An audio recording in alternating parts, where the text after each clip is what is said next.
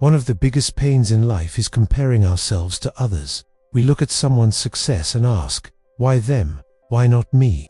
But we forget something simple. His journey and yours are not the same. If a fish tries to fly like a bird, it will spend its entire life believing it's not good enough, even though it can swim across the entire ocean. Today, social media has made this problem worse.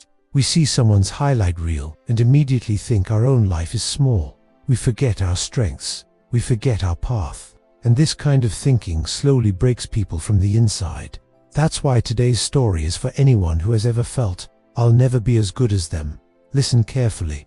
Every line in this story can shift the way you think. Once, near a small town, there was a peaceful village beside a beautiful forest. In that village lived a boy named Ethan. He was hard-working and kind, but he had one habit that slowly filled his life with sadness. He constantly compared himself to everyone around him. When his friend Liam got the highest marks, Ethan thought, I wish I was as smart as him. When he saw his neighbor Ryan, who came from a rich family, he thought, I wish I had money like him. Even watching someone run fast made him feel inferior.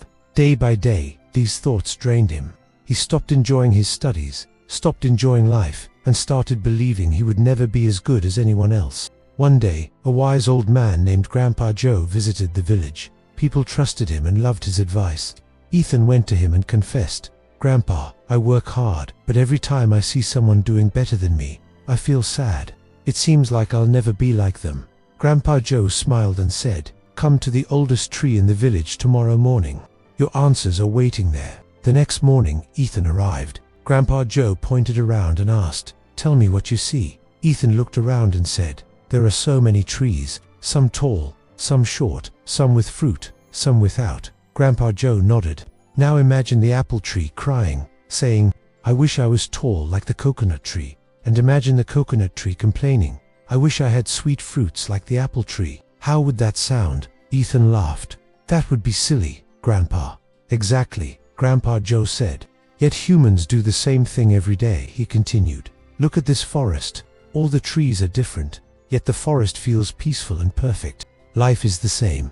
Every person has a different strength. The apple tree gives sweetness. The coconut tree gives strength. Both are valuable, just in different ways. Then Grandpa Joe took Ethan to a pond. Fish were swimming, and in the distance a bird flew across the sky. He asked, if a fish said, I wish I could fly like that bird, would that make sense? Not at all, Ethan said. Fish are made for water. Birds are made for the sky.